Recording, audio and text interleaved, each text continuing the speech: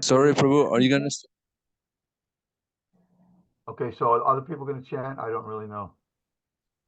As you like, Prabhu. I interrupted you because I just started. I pressed the record button, so now it's recording. So if anybody wants to chant the shloka, please do it.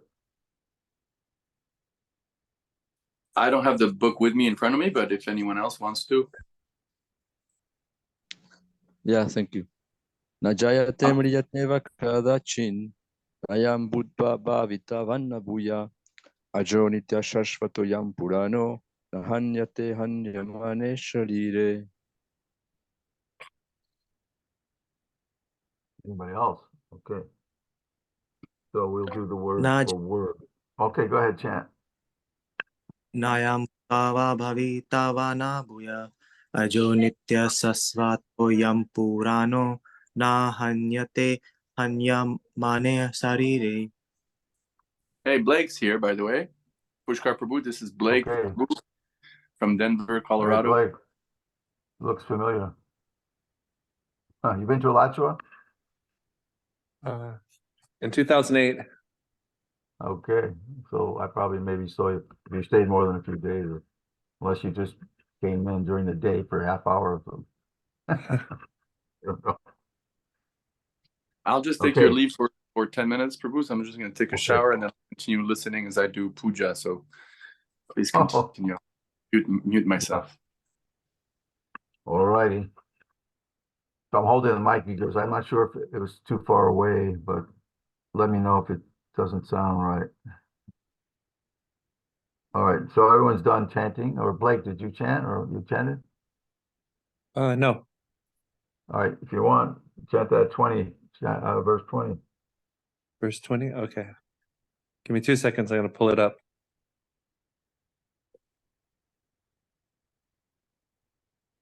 Oh, no.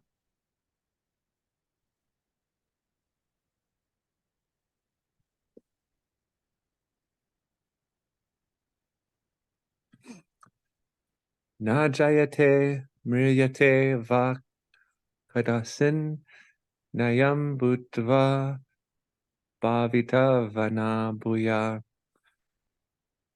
ajo nitya shasvato yam purano na hanyate hanyamane saririr. Sorry. Sorry, my bad. So there's a simple tune. I mean, you maybe came in late, but just I mean, this is more tricky than other ones, but Najayate miyate vakadachin nayam bhutva bhavita nabuya vanabuya ajo nitya shasvato yam purano nahanyate hanyamane sharire. All right, so these are the word meanings. Na, never. Jayate takes birth. Miyate dies. Va, either. Kadachit, at any time, past, present, or future. Na, never. I am, this, bhutva, having come into being, bhavita, will come to be, ba, or, na, not bhuya, or is again coming to be in the future. Aja, unborn. Nitya, eternal. Shashvata, permanent. I am this, Purana, the oldest. No, never. Hanyate is killed. Hanyamani being killed. Sharire, the body. So there's a different words meaning similar things in this shloka as in this section of the Gita. For the soul there is neither birth or death at any time. He has not come into being, does not come into being, and he will not come into being. He's unborn, eternal, ever-existing, primeval. He is not slain when the body is slain. Purport. Qualitatively, the small atomic fragmental part of the Supreme Spirit is one with the Supreme. He undergoes no changes like the body. Sometimes the soul is called the steady or kutastha. Kutastha vijitendriya. There's one verse like that reminds me. Kutastha. The body is subject to 6 kinds of transformation. takes birth from the womb of the mother's body, remains for some time, it grows, produces some effects, gradually dwindles, and at last vanishes into oblivion. Prabhupada uses this word, I think it's either Prabhupada or Srila Bhaktisiddhanta, that in one other place, fewer places, but I can think of one, that in the womb of historical oblivion, and that was referring to speculative philosophers, that they're still in the womb of historical oblivion. I mean, it's kind of funny in a way, because there's history and it's oblivion. Which is it? So, in other words, they don't exist. Their arguments and their philosophy is useless. Uses that word oblivion. One time on a walk, probably there was one of the devotees posed some argument representing some Mayavadis, something. And Prabhupada said, or even himself, I remember Prabhupada said, what do you know? You're still in your mother's womb. You're still in your mother's womb. Okay, so he does mention that here, the mother's body. The womb of the mother's body. He remains for some time and he grows. The soul, however, does not go through such changes. Sadvikara. This reminds me of one of the prayers in 10th canto, 2nd chapter of the Devas are praying and Krishna's in the womb. And there's maybe 3rd or 4th verse. Ekaino so Vipalas Trimulash. So it describes the body there. And in the purport, Prabhupada says how it's so analyzed in this verse, far more than any materialistic scientist could analyze. Interesting way to see it, because it's so poetic, but at the same time, so it's describing there that the body, it's likened to a tree with ekaino. So even though it's one body, but still the description is given. Ekaino so vipala has 2 fruits, happiness and distress. So it's a very wonderful verse to know for philosophy and thinking about the body philosophically. Vipalas trimulash. Trimula means the 3 roots. So these 3 roots are goodness, passion, and ignorance. Chatur, let me see if I can remember it. Chatur rasa, that there's 4 tastes. So it goes up from 1, echo, and then dvi, which means 2, and 3. Chatur means 4. So the 4th thing mentioned there is the 4 rasas, which dharma, artha, kama, moksha, religiosity, sense gratification, and economic development and liberation. So these are the 4 rasas described by the demigods for this body. So it's a really great verse. Of course, who could say how many verses are not great, but this particular one comes to mind when I think of this section of the Gita. So again, it's ekaino, the one body. Vipalas has these 2 fruits, and the 3 roots of the tree, goodness, passion, and the 4 tastes, chaturasa panchavida sad atma. So the sad atma, the 6th thing, the 5 things, first of all, panchavida would be the elements,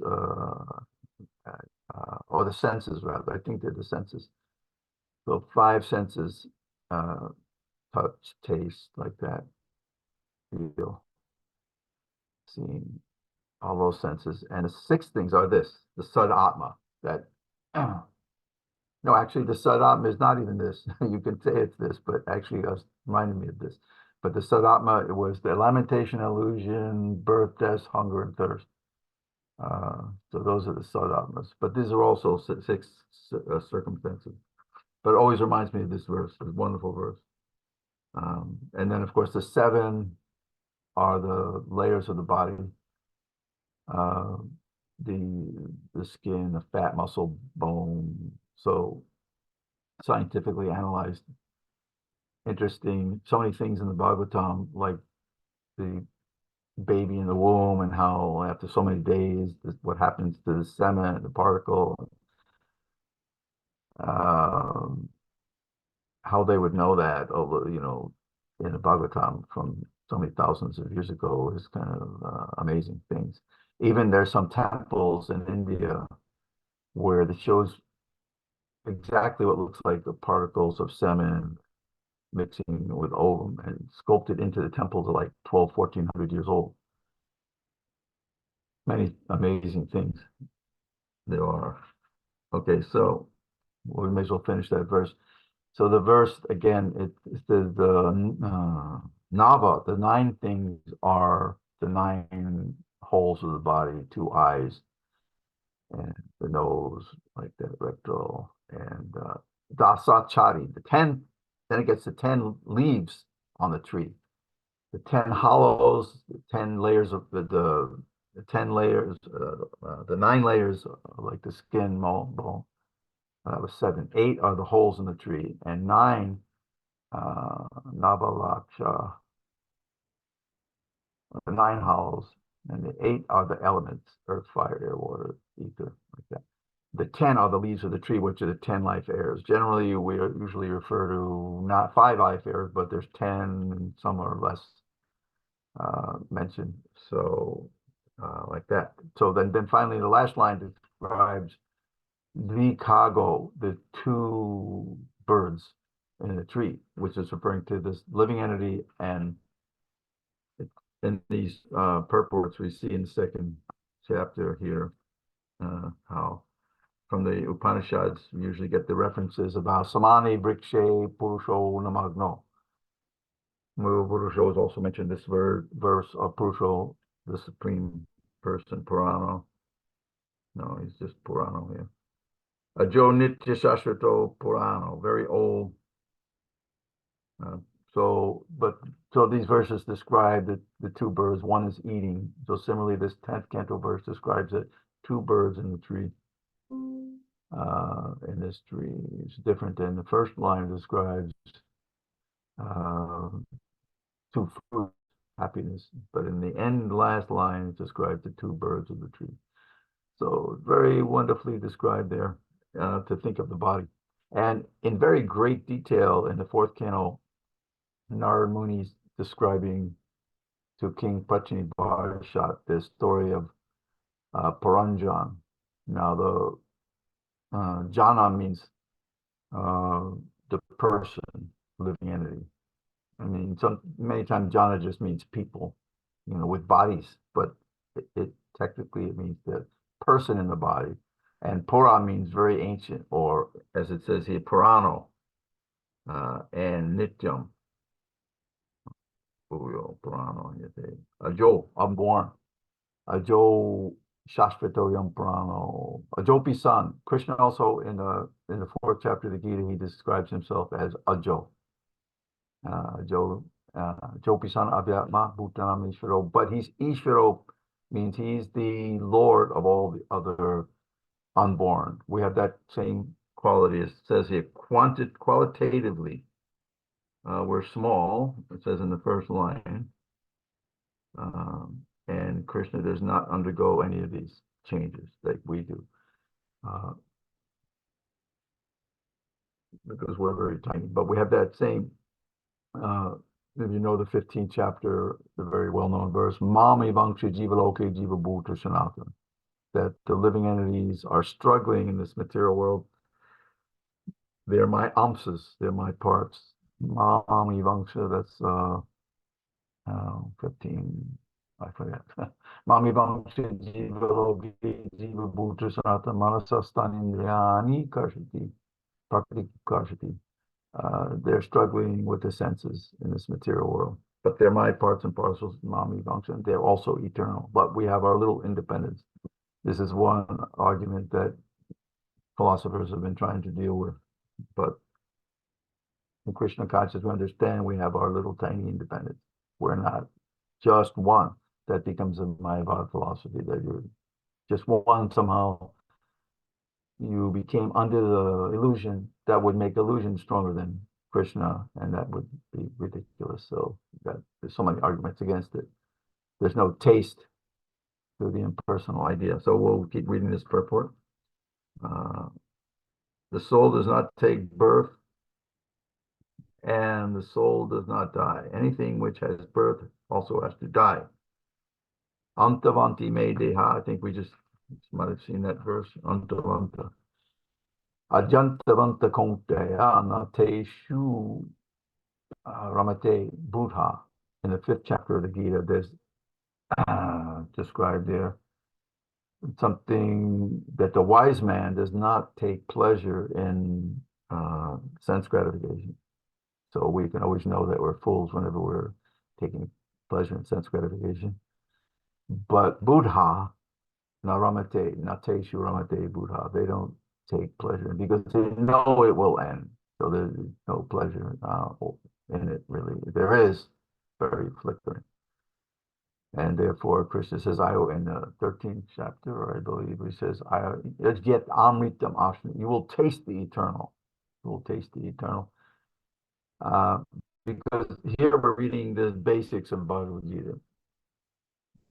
And then it becomes more and more expanded. And Bhagavad Gita is like, it's unlimited because you read this and you read it again and you see the relationship of one verse to another. And it's just Pati Shloki, Pati Akshare, Nana Artakai. There's one Chaitanya Charitamrita verse, which is quoted many times. Speaking about the Bhagavatam, but it applies to any Shastra, especially it applies to the Gita also.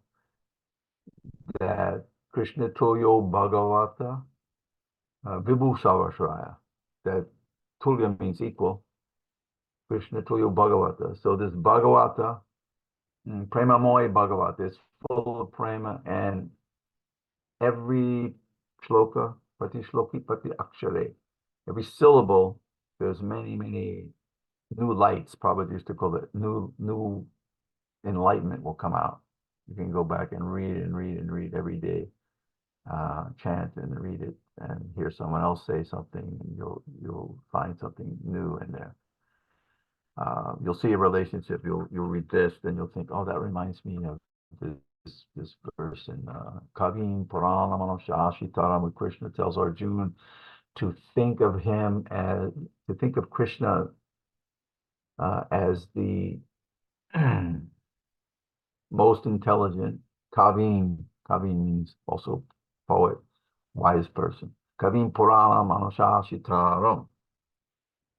Here the word is Purana, the living entity Purana, but there it says, Krishna is saying you should think of the Supreme Lord as Purana and wise. Kavim Puram Anushashitaram, the Supreme Controller. Anoraniyam Samanusmrit, he's smaller than the smallest. Anoraniyam Mahatomayini, bigger than the biggest. So this is the advantage of expanding and reading. Of course, not just an hour or two a week, but as much as possible. Kinchidadita, that should read something of Bhagavad Gita. There was one professor who used to live around here, and he used to chant Gita every day, whole Gita,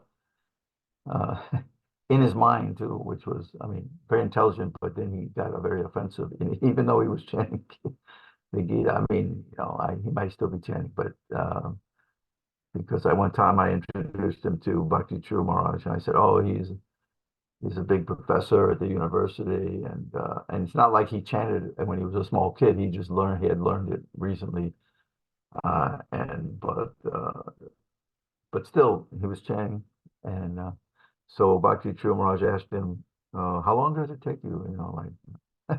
He said, oh, I can do in 45 minutes. I chant in my mind, so it's kind of a high standard, but he still got into some weird maya. He thinks he's the only one who can understand, Jiva Goswami or something weird thing.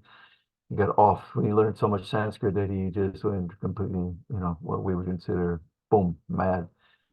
But still, he was chanting. So, and he told me that he chanted on the way to work.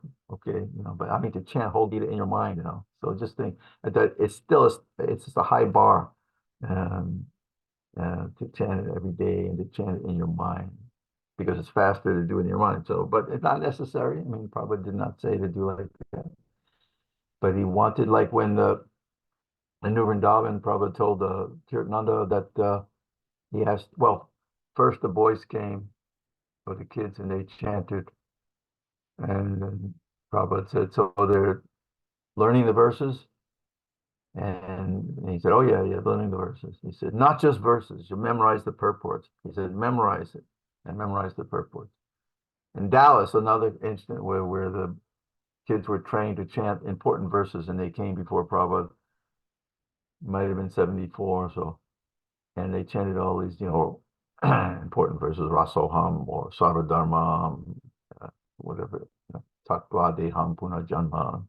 And then Prabhupada interrupted and he said, no, they should learn from the beginning. He said, Dharma Kshete, Kura like that.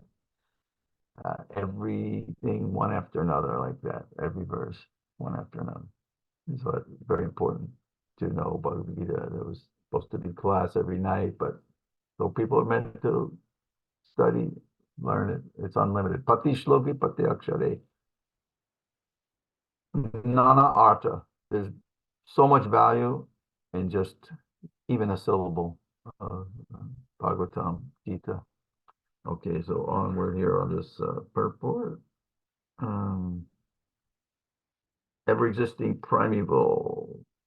He is eternal, ever-existing primeval. That is, there's no trace in history of his coming into being under the impression Natvevaham jatu navsha natam name janadipa. That verse was there before all these kings. None of us, we're all eternal. Krishna is telling Arjuna there. The changes of the body don't affect the soul. Soul does not deteriorate like a tree nor anything material. The soul has no byproduct either. The byproducts of the body, namely children, are also different individual souls. Owing to the body, they appear as children of a particular man. The body develops because of the soul's presence, but the soul has neither offshoots or change. Therefore, the soul is free from the 6 changes of the body. Katha Upanishad, we find similar passage. Jayate mriyate va vipaschin nayam kutaschinna babuva kaschit ajo nitya shashvato yang purano nahanyate hanyamani. There you have it. The last 2 lines are exactly the same. And the first line, practically it is only about 3-4 words different in this verse. The Gita is also known as Upanishad Su. Sarva Upanishad Gavo Gopalanandana.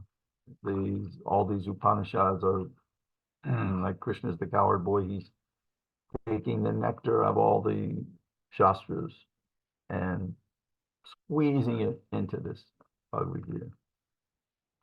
And we're all meant to drink it, just like Arjuna. Not just for Arjuna, for everybody. The meaning of this verse is the same as in the Gita, but in this verse there's one special word, vipaschit, which means learned or with knowledge. There's that. Okay. The soul is full of knowledge. Or that's why we have Satchit Ananda. Chit means knowledge, full of knowledge, eternal and full of bliss. Or full always with consciousness. Therefore, consciousness is the symptom of the soul.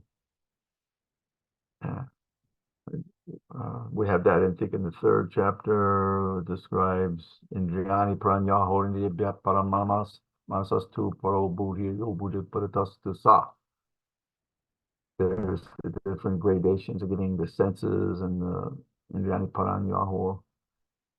Again, above that, the mind, like that, intelligence, and then the soul, super soul, often given in that verse there. 3, I forget the number. Even if one does not find the soul within the heart, where he is situated, one can still understand the presence of the soul simply by presence of consciousness. Sometimes we do not find the sun in the sky owing to clouds, some other reason, but the light of the sun is always there. And we are convinced that it is there, that it is therefore daytime. As soon as there is a little light in the sky early in the morning, we can understand that the sun is in the sky. Similarly, since there is some consciousness in all bodies, whether man or animal, we can understand the presence of the soul. Consciousness of the soul is, however, different from the consciousness of the supreme, because the supreme consciousness is all knowledge, past, present.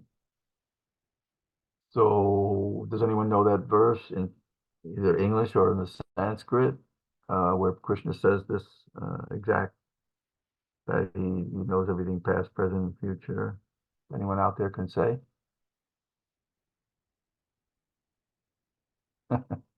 Anyone have their hands up? No.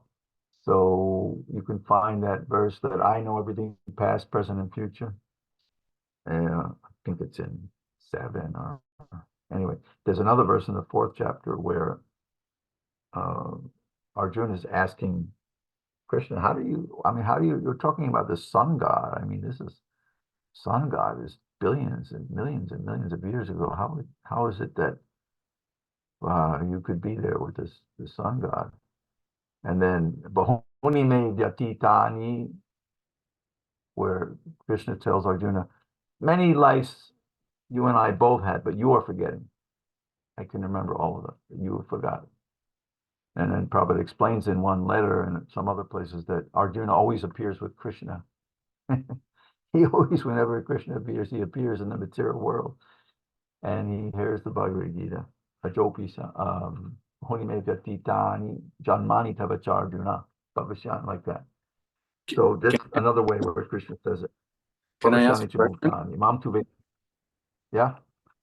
Regarding what you just said about, Krishna appearing with Arjuna, from my reading, there seems to be a sort of not a contradictory in a bad sense, but a contradictory teaching from Prabhupada and the whole, Bhagavad teachings in general. Like on the one side, we hear Krishna saying in Gita 4:9, that one who understands me even a little bit at the time of leaving his body does not come back in this material world, but attains my eternal abode. And like Prabhupada mentions in the purport in the 1st canto about Narada Muni, that going back to Godhead, that's like the cherished desire of the devotee, and that awaits him in due course upon leaving the material body. So there's all these statements on the one side that the soul, even if the soul prays, I'll just take birth again and again, whatever, janmani, still Krishna takes him back to his spiritual abode when the devotee dies.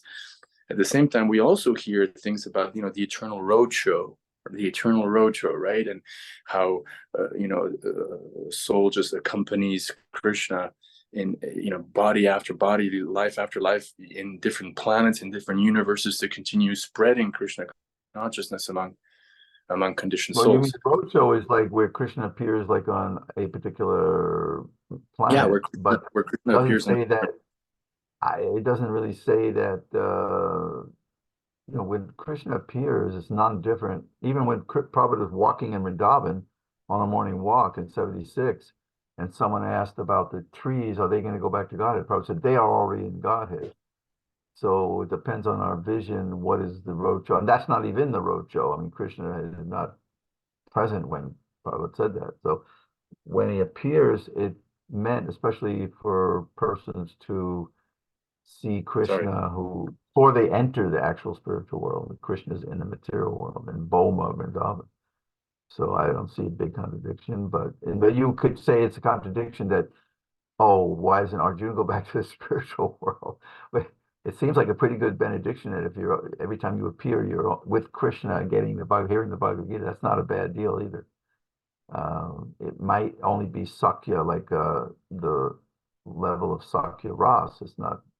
There is an Arjuna, and is a more confidential friend of Krishna in Vrindavan, different Arjuna, but this Arjuna, somehow he's appearing as a friend, a little bit in an awe and reverence mode. with Krishna, but that it's an interesting feature. Okay, so I'll just try to finish this purport. Let's see what happens. So where do we go then when we die? Like, do we, like assuming we did everything right, like do we take birth where Prabhupada is, like is Prabhupada on another planet preaching and we go there, or do we just go back to, go look at Vrindavan and play with the coward? Yeah, everybody's on their own, flying their own ship on that, So sometimes Prabhupada would be very strict and say, if you have a pinch of desire. Other time, I was in the temple room in 76, and he said,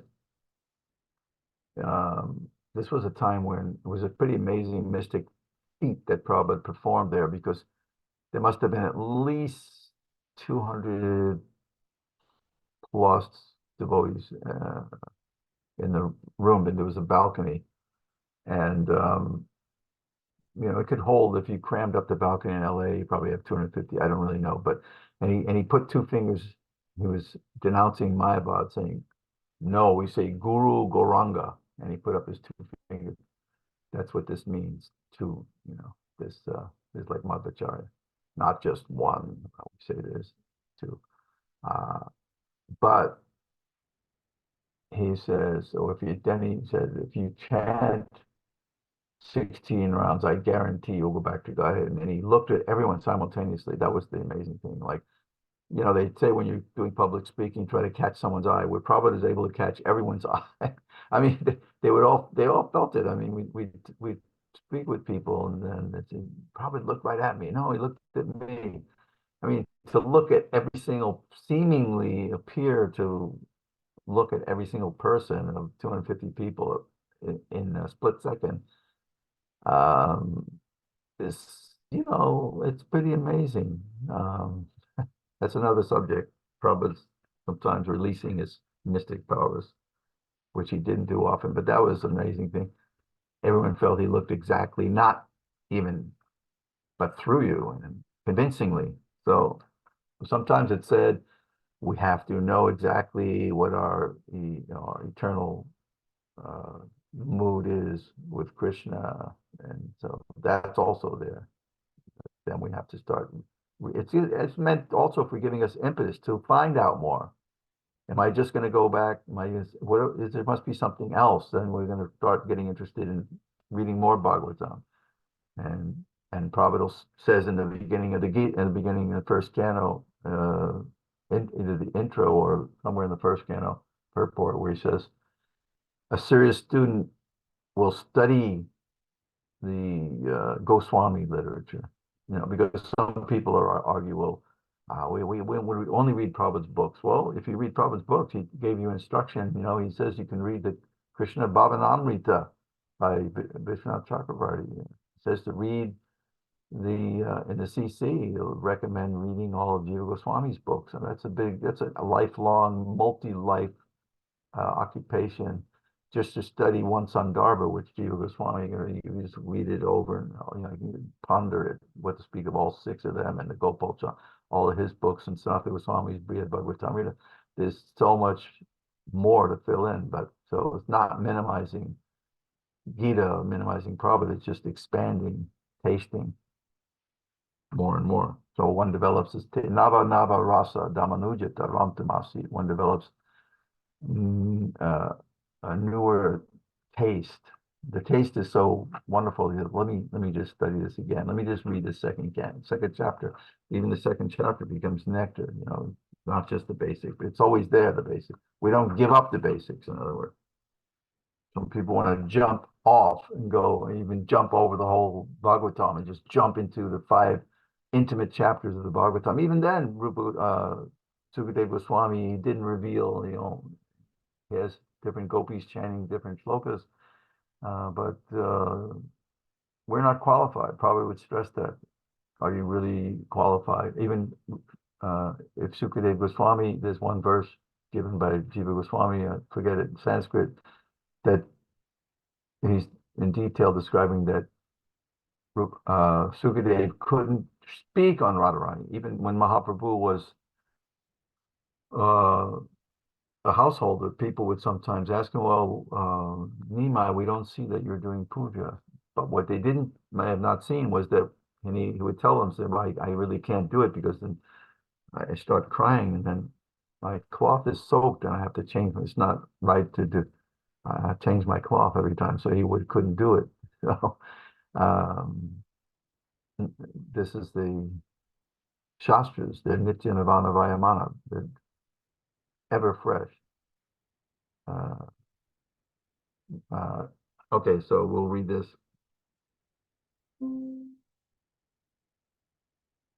This reminded me the light of the sun. In the sixth canto, in the beginning of the sixth canto, the first chapter, there's some analogies, and one of them is about the sun. Right in the Gita, we have, I mean, just words for the sun. I could think of 10, or something, but there's in the 13th chapter at the end, this spirit souls compared to the sun, just as the sun lights up the universe, so the spirit soul lights up the body. But I was thinking the sixth canto, it describes there that there's fog, and which, like when the sun comes, all just even if it's just a dim sun, just the sun rising, and it chases away all the darkness. And so this is described there. Bhaskara, even Bhaskara is a word there that Sukadev uses for the sun. Bhaskara means to make light. The sun makes light. Aditya Jaj, there's another word for the sun, Surya. Chakshire Savitar, Savitor, there's another word for the sun. So there's so many words for the sun. The sun's so important. When you chant Gayatri, you have to face the sun and chant. Chant toward especially in the morning as the sun's coming up and Krishna's appearing there in the sun. Chaksharesha Savita Sakala Graham, of the king of all planets. So here, anyway, it's mentioned there that Nihara Iva Bhaskara. The Nihara means the fog. The fog is finished. So similarly, if one takes shelter of the Bhagavatam, and especially Sukadeva Goswami, he's describing so many things. Finally, he says, Tat Purusha Nishevaya. So this Purusha word comes up. It means just a person, of course. But this Purusha word, Tat Purusha Nishevaya, Nishevaya indicates service. One has to do service to someone who is realized, except the Acharya. This is one of the aspects of knowledge also given in 13th chapter. Acharyo Pashamam Shocham. Matma Viniga. One has to accept the guru. Otherwise, the rest of the other knowledge is nice, but without hearing from the self-realized person.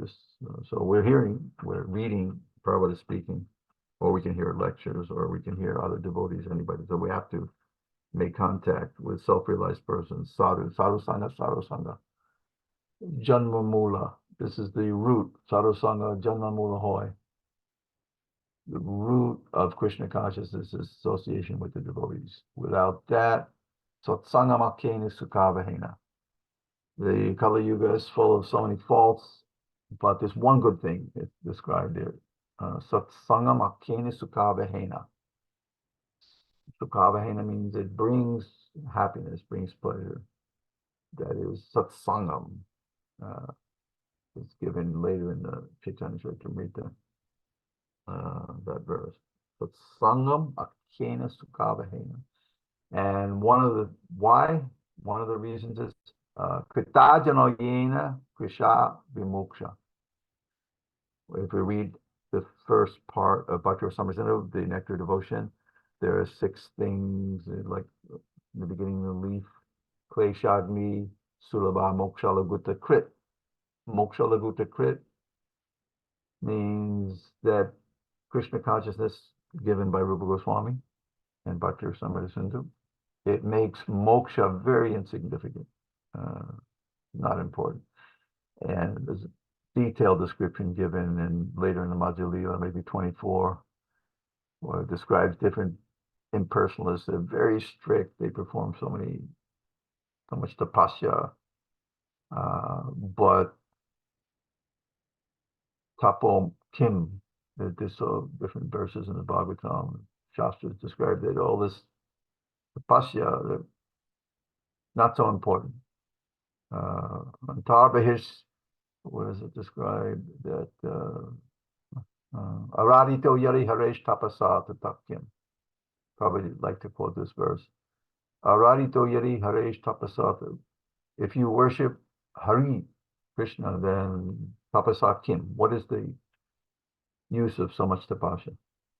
And then it says that's aradito, means to worship Hari. Because Hari means he takes away. He's all attractive. He steals the mind.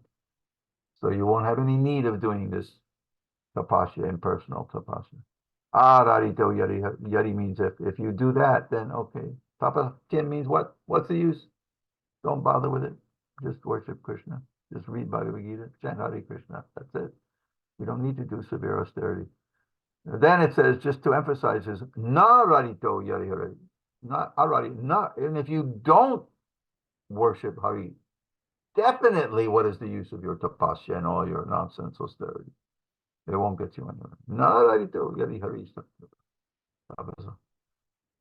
Anta bahi yari hari. And if anta, within, and bahi, outside, you see Krishna, no need of tapasya. And the last line, namta, the same. It's practically just two lines, but there's a na in front of each second of each, the second and the fourth line. And if you don't see Krishna within and out, then tapasya is also useless. So this is the advantage of association, because association should mean ecstatic bhajan, kirtan, shravanam, kirtanam. The five things that are so important, the worshiping the Murti and the Dham. Prabhupada stresses that, especially in 7th canto, Narad is describing how important it is to go to Dham. And Prabhupada gives word meaning, not only purport, his word meaning. Living where there's a temple, doesn't matter whether it's, he mentions Paris or New York or Rome or something. Yeah, that is also non-different from the spiritual world. Where Prabhupada was even in the Bowery, walking on the Lower East Side of Manhattan, surrounded by bums and passing urine in the street, and he said, it was freezing cold winter, and Prabhupada said, I am seeing this as Vaikuntha. In those days, it was 1966 or something, and devotees didn't know much. I couldn't tell it. They couldn't say much. They couldn't quote a verse or say anything much, but he said like that to new devotees. So Prabhupada was able to give this kind of enlivenment, enthuse people, although they were very ignorant. Nichopi yat prasadat syat bhakti shastra. It's described there that by Chaitanya Mahaprabhu's mercy, bhakti shastra, even the mlecha or the low nichopi, balopi, or sometimes even a child can speak the shastra, even a low-born person. Chandalopi, dvijashresh, even a chanda can be superior to a born brahmana.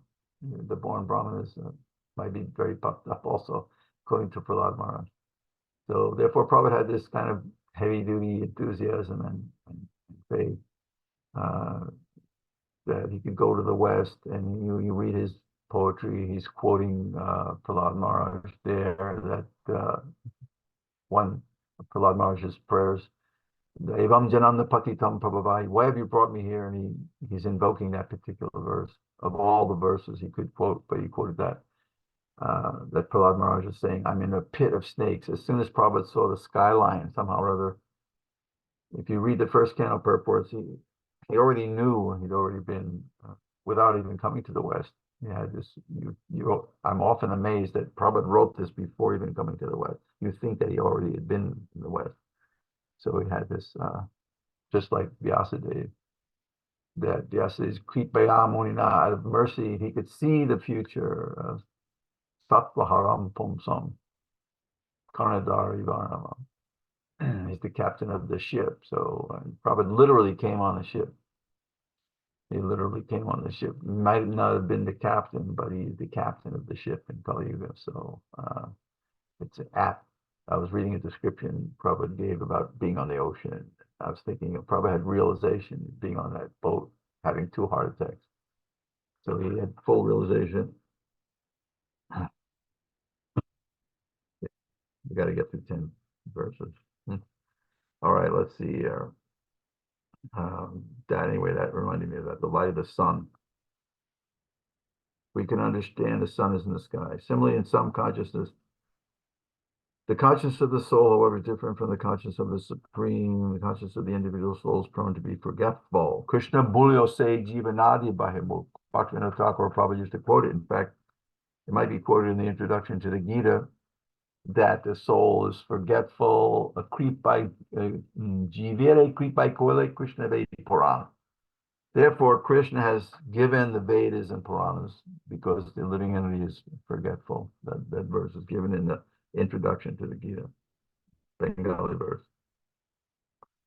He has to obtains education and enlightenment from the superior lessons of Krishna, but Krishna is not like a forgetful soul. If so, Krishna's teachings of Gita would be useless.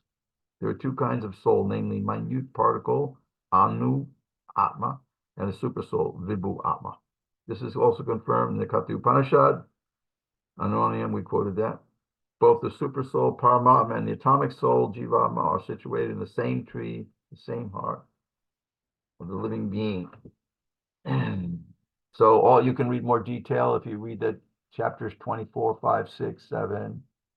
There's like 5 chapters all about Narad Muni preaching in 4th canto to Paranjana. Paranjana literally means person in a city. Pura means a city, like What happened? and the city of the body. You froze up for a second. What? You froze, at least for me, you froze up for a second. I don't know about the other prabhus, but now it's fine. Oh, the voice froze? Yeah, and your visual also, the whole image just I froze. don't know what happened. I don't know anything. I'm technically Fingers challenged. crossed. It's okay now. What? Fingers crossed, it's okay now. Oh, okay. Okay. I'll hold them up. Krishna is the fountainhead of the super soul, as will be disclosed. This is when I think in the Lord Brahma's chapter, Krishna me nama avehitvamatmanam akilatmanam. Maybe the coward boys are speaking with Nanda Maharaj and saying that Krishna me nama manam akilatmanam. He's the soul of all souls. These coward men were saying that we don't know about this Krishna. He seems to be the soul of all souls. Antaratma Drik, the gopis, even in their intimate prayers, they describe Krishna as Antaratma Drik. He sees.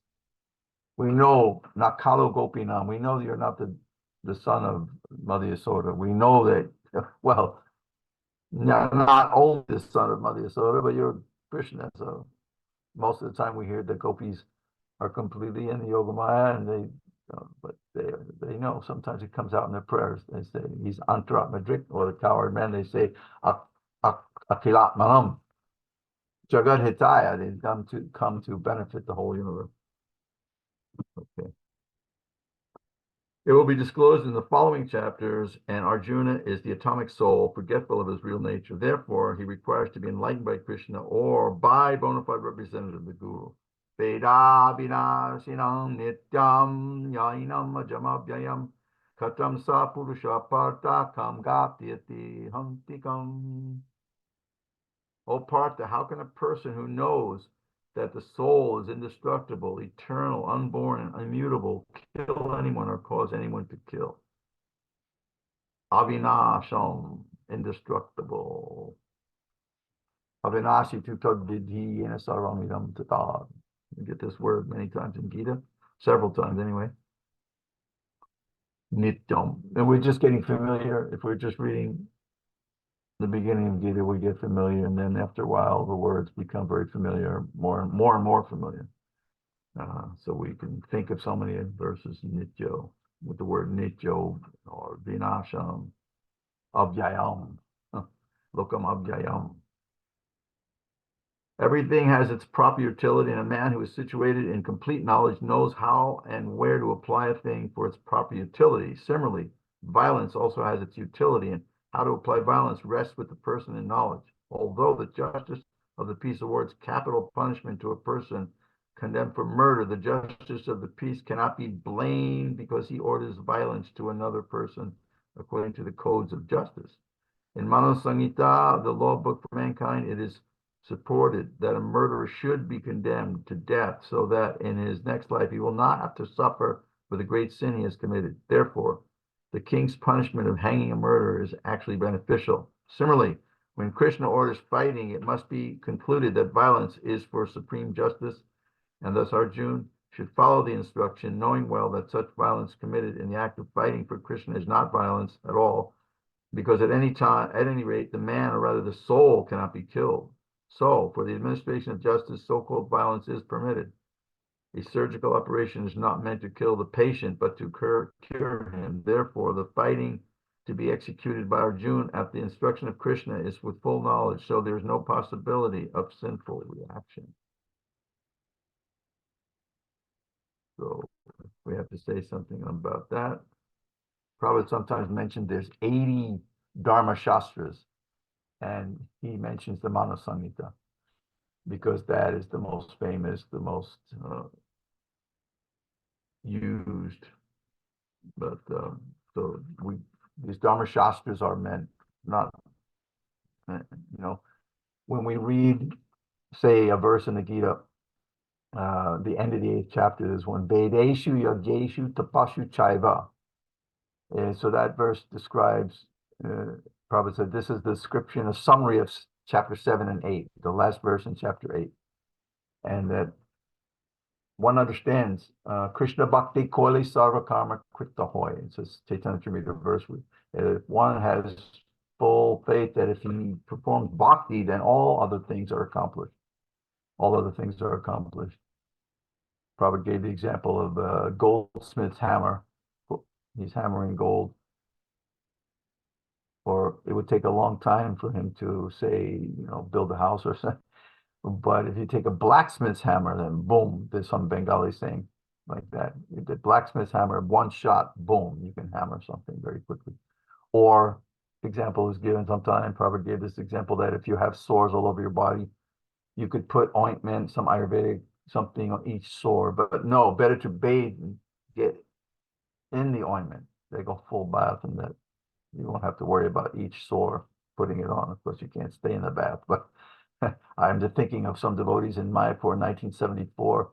One devotee developed all these scabs. I must have been a little bit like what Sanatana Goswami experienced when he drank water at Jarikhanda, but he had so many dripping, bleeding, pussy sores that he didn't even want to see Chaitanya Mahaprabhu. Anyway, that devotee was putting so many bandages on like that. Then, Prabhupada told him to, of course, in those days, there weren't too many bathtubs in Mayapur. I don't think there was any bathtub, but somehow he was able to do that. And that way he got rid of the sores. And practical, Prabhupada talks about practical knowledge here in this verse, in this purport.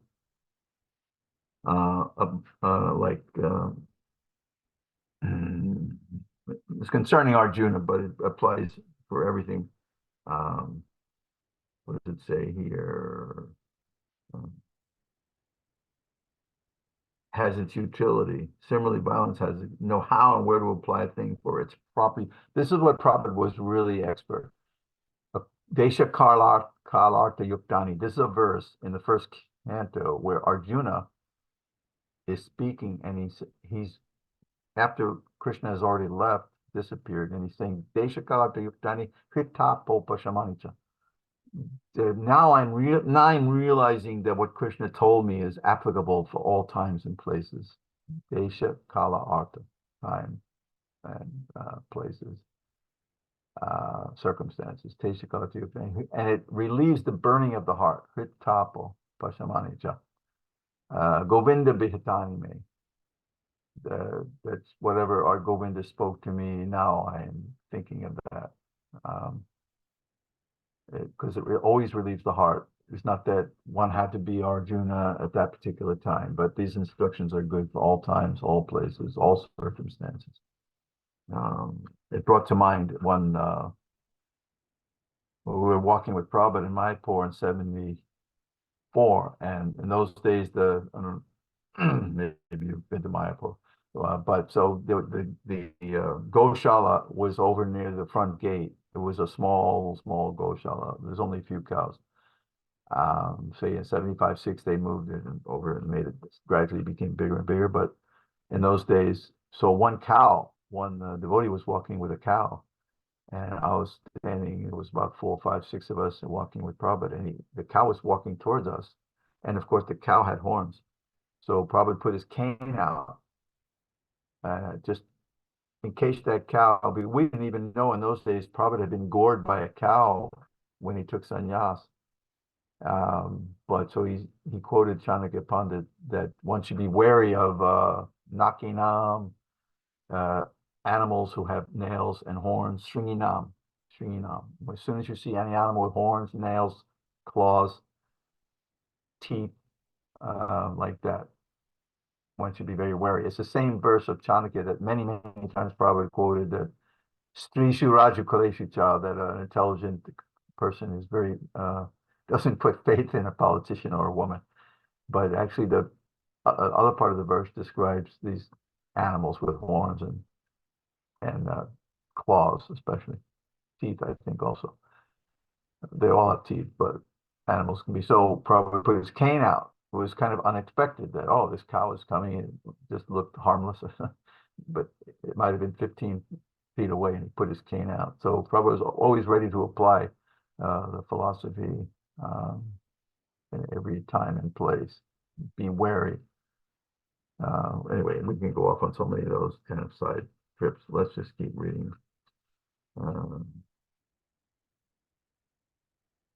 Vashangshi jinani yata vihaya navani grihnati naro parani tata sharirani vihaya jinanyanyani sanyati navani dehi.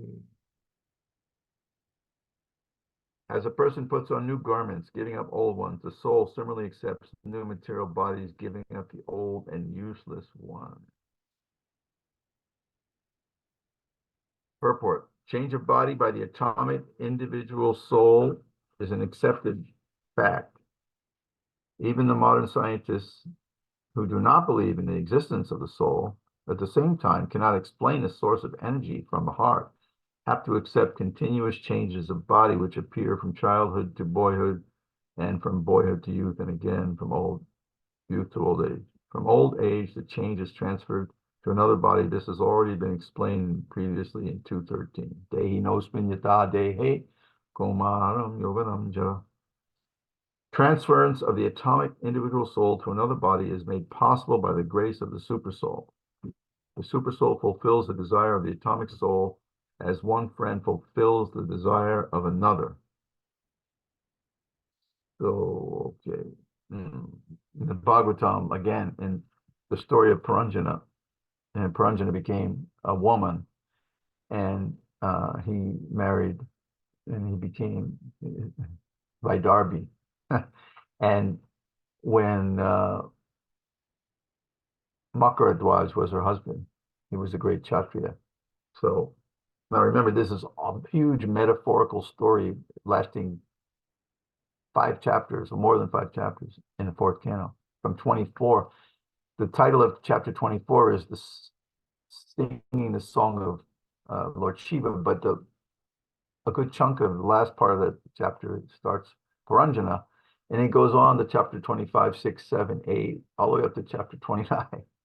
It is just full of nectar and amazing. And one of the things was where the super soul approaches this lady, she's in distress, but the lady who is lamenting over her husband, and she's building the funeral pyre.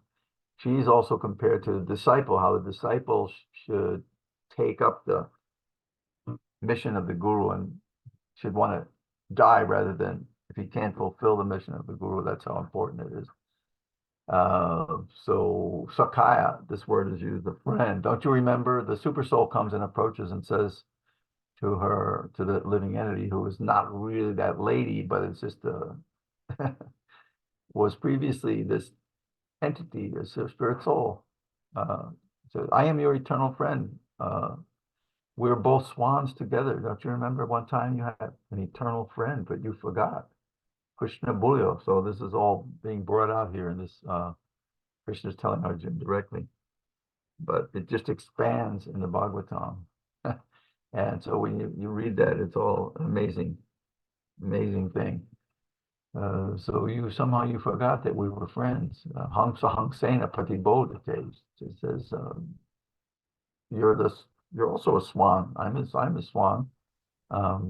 Probably gives the example of in the material world, they set up the Kumbh Mela, sometimes like 15, 20 million people come there, but it's all organized. And but it's temporary, it comes down. So similarly, then the living entity comes in this material world, it's very organized, but it's gone. Then if you go to the area of the Kumbh Mela some other time, then there's nothing. There's still people there bathing in the river, but you won't know about Kumbh Mela after 2 or 3 weeks. It's over, finished. Or like the dog, the man is very patiently taking his dog out for doing his business. Prabhupada said doing his business. It's pretty. Prabhupada used to see them walking dog when he was on the morning walking Brooklyn a few times. He was remarking that just see that the dog seems to be more like the master. He's controlling the, but actually no, the master should be controlling the dog, but the dog is really going, taking the master with him. He said they are distributing. Prabhupada said they are distributing this horrible, this filthy dog stool, and the government's okay. He even said they're distributing it, because from Prabhupada's angle of vision, the government should not allow that dog to pass stool everywhere. But still, he said, if I bring a cow and pass stool here, even might be the purest thing, I'll be immediately arrested. This is how twisted, upside down things are in Kali Yuga. So anyway, those analogies are given about the super soul.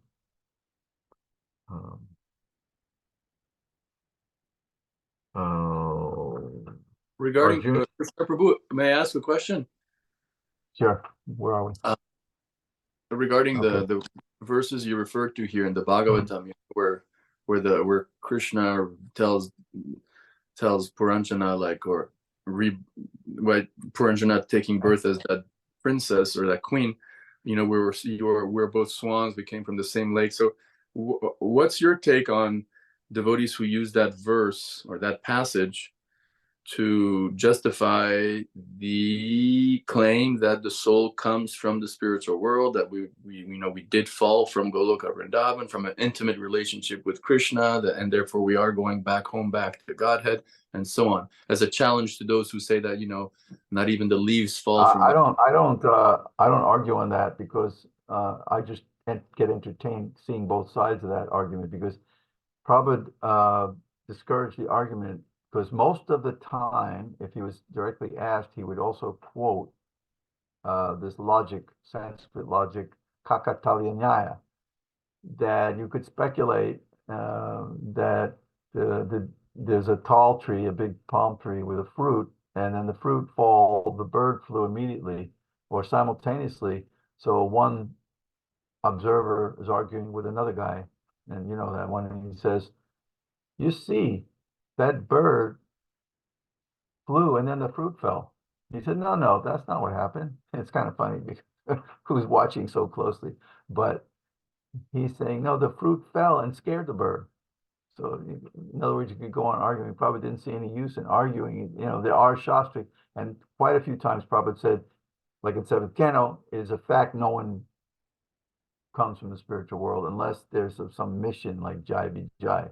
I even heard a tape where he said, based on Jai Vijay, I said, you can come. Prabhupada says you can come from spiritual world based on Jai Vijay, but Jai Vijay is not random. They're not just falling. They're being commissioned, being sent. So if you see all those arguments, I think it was definitely a mistake to write a whole book and say that that anyone who joins ISKCON has to adopt this particular philosophy, you know. Shouldn't exactly be like that. I don't think so. That's my take. Many people, I mean, this book was prepared by some scholarly devotees, you know, maybe 20, 30 years ago, actually, just to counteract someone else is saying you don't fall, and then it became such a big deal. But it is a big deal, but at the same time, Prabhupada would discourage it, saying that you're not even qualified to understand. First, understand who you are. If you chant, then you can understand. You'll understand better. You're like a sick man in bed, worried about his eternal rasa, but he can't even eat. He's so sickly, he can't get out of the bed. He's so weak, he can't eat. So first you get rid of your disease, and then you'll understand it. So Prabhupada, I mean, one time Prabhupada would say that, yes, by my mercy, you know, I'm kicking out all your sinful activity, chant 16 rounds. Then someone saying, but Prabhupada, you should have told us to chant 60. Why didn't you tell 64? Prabhupada said, I never told. In the beginning, Prabhupada said chant 64 rounds. Even after Mukunda, if you read his book, he moved to San Francisco. If you read ISKCON history, he first wanted everyone to chant 64 rounds. They were just off the street. It's not like these are Vaishnavas and Vrindavan and Bengal. No, he's telling them, okay, now everybody chants 64 rounds. And people are looking at each other like, what? Swamiji wants us to chant. They probably never chanted even a few rounds. And suddenly they get initiated, and he's telling them to chant 64 rounds. And then he said, okay, try to do 32. No. So it was already established, 16 rounds. But then when Mukunda got this apartment for Prabhupada, as mentioned in his book, The Miracle on Second Avenue, which includes, you know, openings San Francisco and London as well. Actually, I misplaced my copy. I wouldn't mind reading it again, but I can't find it now. And then just after getting that apartment, Prabhupada came to San Francisco. Mukunda came in, sat down. First thing Prabhupada said, Mukunda, you could chant 64. It's not like Prabhupada forgot about it. He just like being very lenient.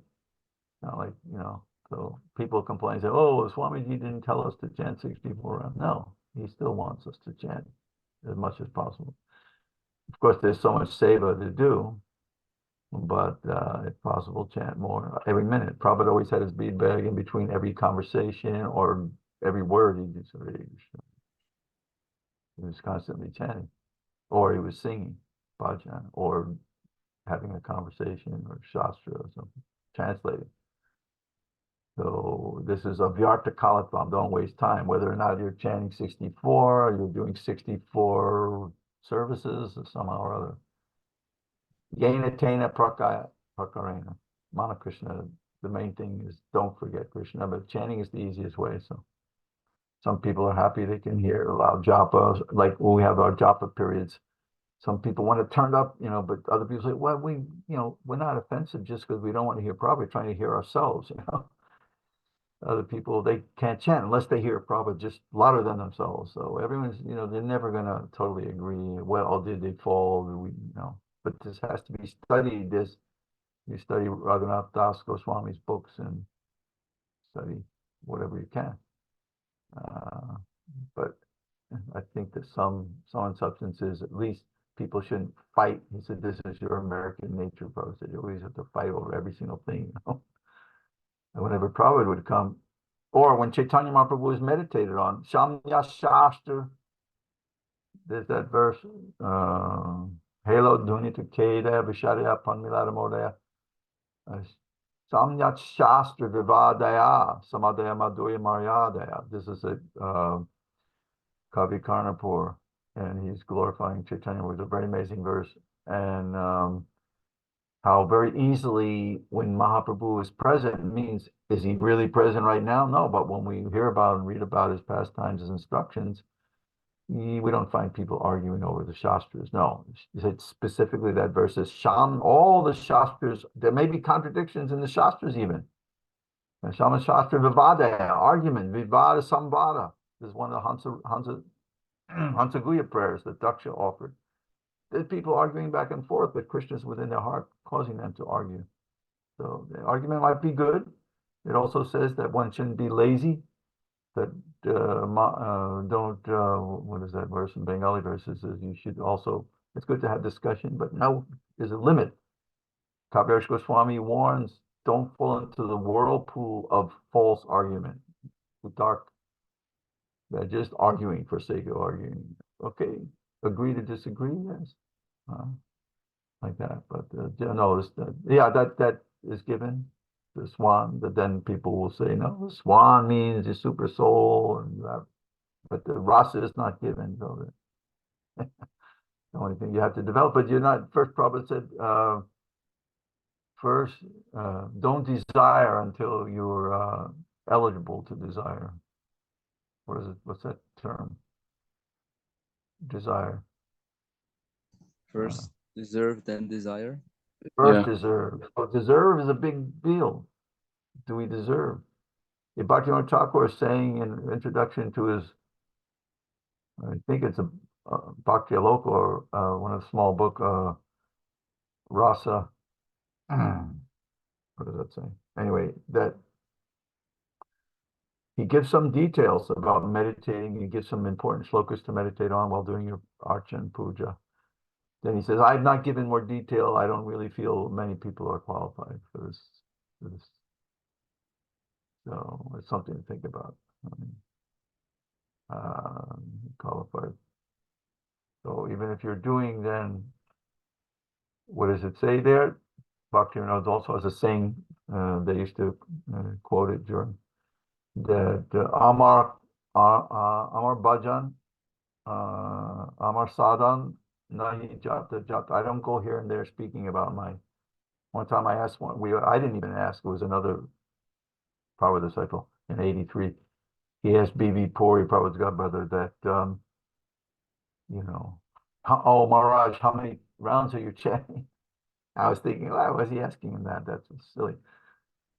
Then he quoted something like that. He said, no, we don't go around telling, like that. That's not right. It's private. And also even your guru, someone approaches guru, of course, Prabhupada is a different thing. But you can recommend someone asks you about your guru, but proselytizing, oh, my guru is so great, I'm our guru, Jagat Guru. But there's so many gurus, even in ISKCON, that we don't want to get in a fight over everything. We used to have that fighting over zonal guru, this guru, that guru. Somebody is attracted, some other guru said, no, you can't go to that guru because you're in this zone. That was discarded back in 19 something. I don't know if Chandrasekhar was there for that period, maybe the tail end at least. But so yeah, we're not arguing and fighting over every single thing, So yeah, it's a very nice, wonderful thing to think. Yeah, we have our relation, but let's, deserve. Then we can desire. And just yeah. All right, I'm never going to finish this. Let's see, we got to finish this purport. Arjuna is the eating bird, although they're friends. Forgetfulness of the relationship of the atomic soul is the cause of one's changing his position, tree to tree. Tree to tree. Actually, there's a wonderful, in the 11th canto, where Bhagavad Gita,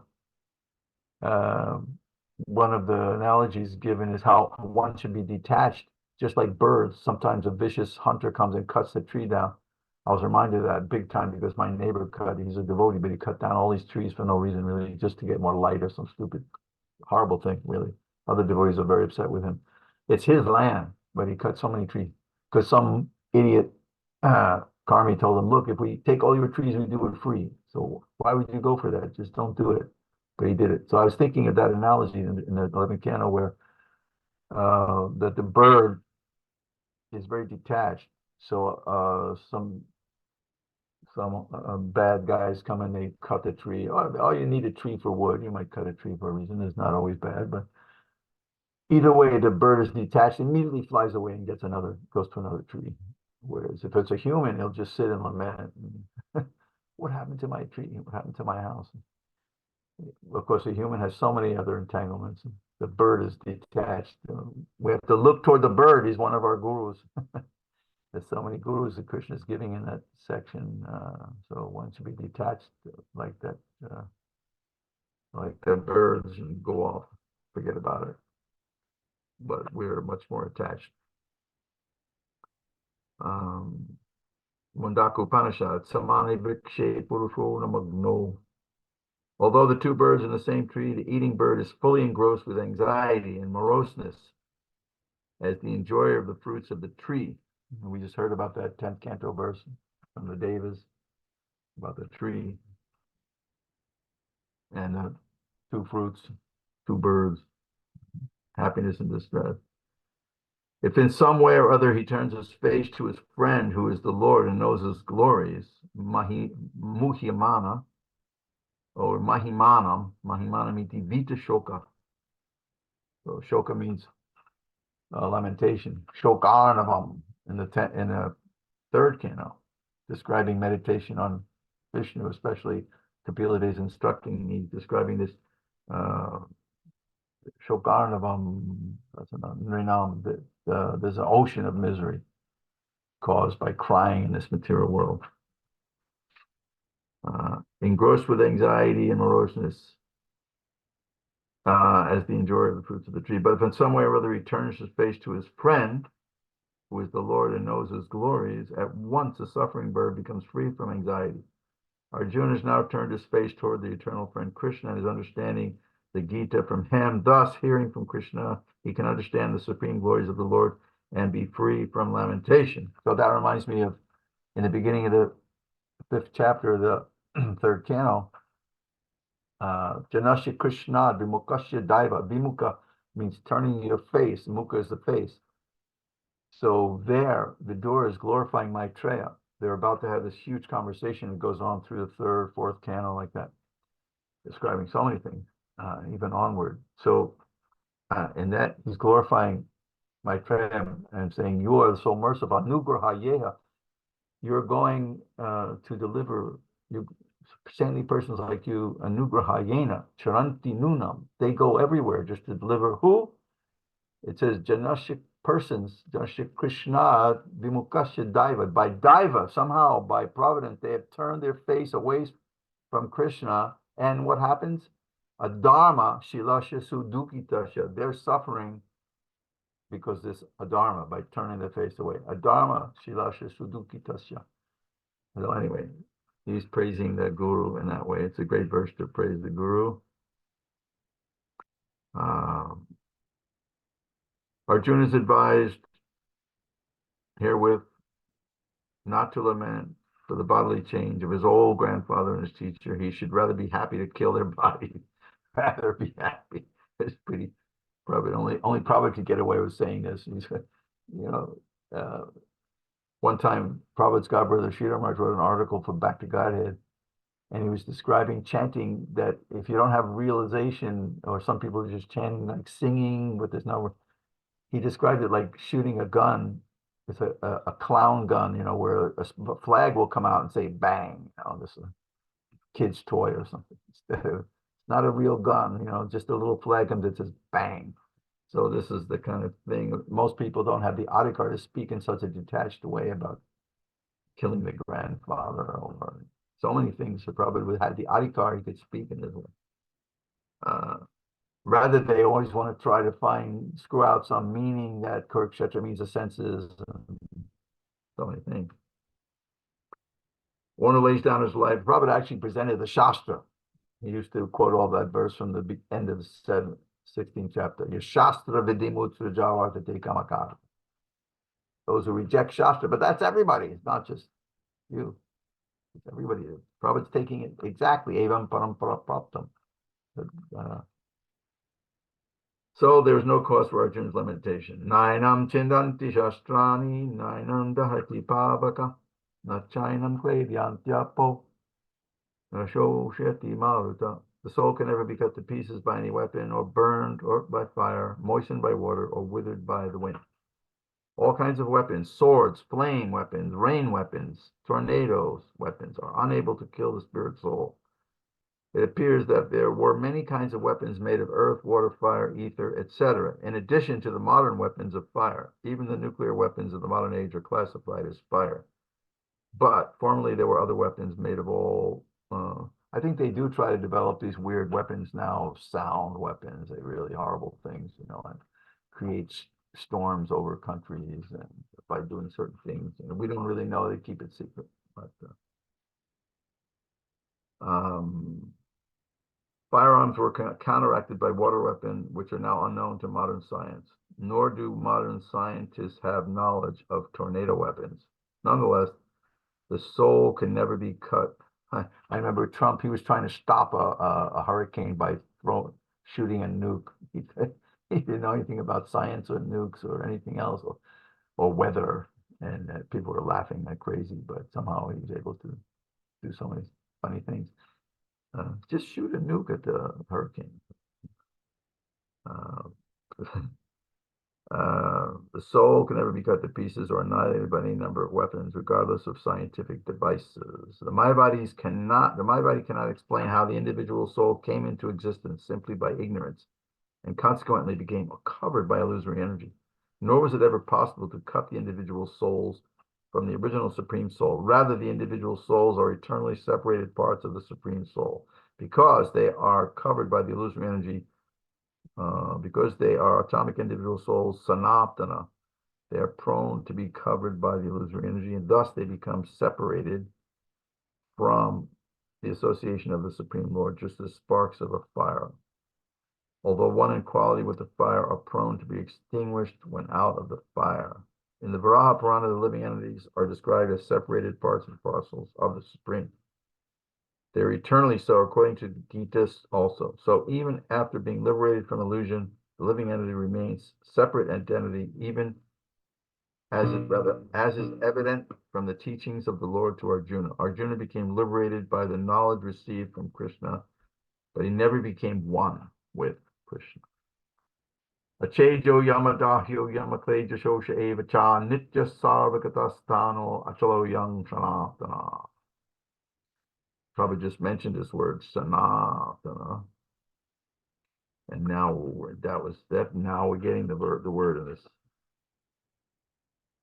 in this next verse. I think previously it was also several times mentioned. This individual soul is unbreakable and insoluble, and can be neither burned or dried. He is everlasting, present everywhere, unchangeable, immovable, and eternally the same.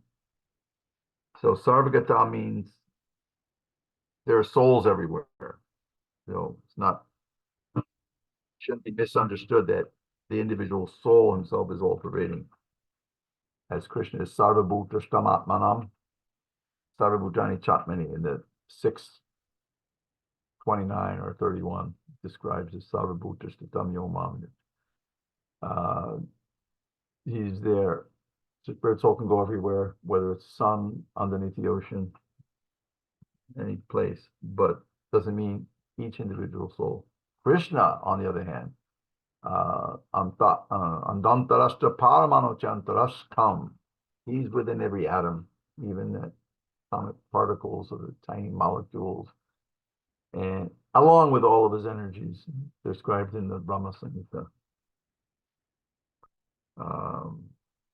Okay, all these qualifications of the atomic soul definitely prove that the individual soul is eternally the atomic particle of the spirit whole, and it remains the same atom eternally without change. The theory of monism is very difficult to apply in this case because the individual soul is never expected to become one homogeneously after liberation from material contamination. The atomic soul may prefer to remain as a spiritual spark in the effulgent rays of the Supreme Personality of Godhead, but the intelligent souls enter into the spiritual planets to associate with the Personality of Godhead. And we have so many verses. Aruya Krishna Parampadam Tatak. The Sarvagata all-pervading is significant because there's no doubt that living entities are all over God's creation. They live on the land of water, air, earth, and even within fire. The belief that they are sterilized in fire is not acceptable because it is clearly stated here that the soul cannot be burned by fire. Therefore, there's no doubt they're living entities in the sun planet with suitable bodies to live there. I have a problem with my speaker. The wiring. Therefore, there's no doubt they're in the sun planet. If the sun globe is uninhabited, then the word Sarvagata, living everywhere, becomes meaningless. Avyaktoyam, achintyoyam, Avikaryo yamuchate tasmadevam vidit vainam nanushochitamarhasi. Now we get these verses. They all end similarly. Therefore, there's no need to lament, basically. It is said the soul is invisible, inconceivable, immutable. Knowing this, you should not grieve for the body. As described previously, the magnitude of the soul is so small for our material calculation that he cannot be seen even by the most powerful microscope. Therefore, he is invisible. As far as the soul's existence is concerned, no one can establish his existence experimentally beyond the proof of Shruti or Vedic wisdom. We have to accept this truth because there's no other source of understanding the existence of soul, although it is a fact by perception. Susukam kartamabhyayam. We have this verse in the beginning of the 9th chapter of the Gita. Susukam kartamabhyayam. Patyaksha bhagamam dharmyam. So usually we say patyaksha is a lesser type of pramana, but it's also important, especially stressed in that sometimes, patyaksha. But directly you can understand. It can also mean aksha, that you only see things with your eyes externally. Artamanina, you only see value outside. You don't see that Krishna is within, that you're within. So that same word can be applied, or as Krishna says, yaksha bhagam dharmyam susukam. And then one feels unlimited happiness. Atyantam sukam ashnute. Another verse, I think, in 5th and 6th chapters. The yogi experiences unlimited pleasure, realizing the soul, the self. All right, here we go. One should not grieve for the body, described previously. We're reading here. We have to accept this truth. There are many things we have to accept solely on the grounds of superior authority. No one can deny the existence of his father based on the authority of his mother. There's no source of understanding the identity of the father except by authority of the mother. Similarly, there is no source of understanding. Of course, this is written before the DNA testing.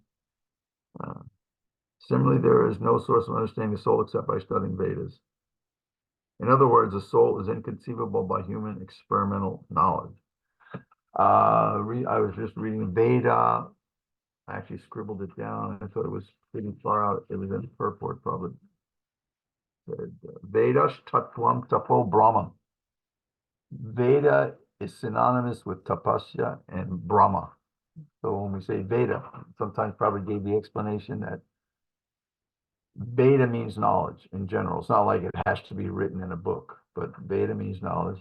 And like the knowledge of yourself is not described. I mean, there's description of how one feels, like, but you can't say, oh, that little tiny 1/10 Keshagrasha, Balagrasha, 10,000th the tip. Of course, with the electron microscope, then you can see tiny, tiny things nowadays, but I don't know how small.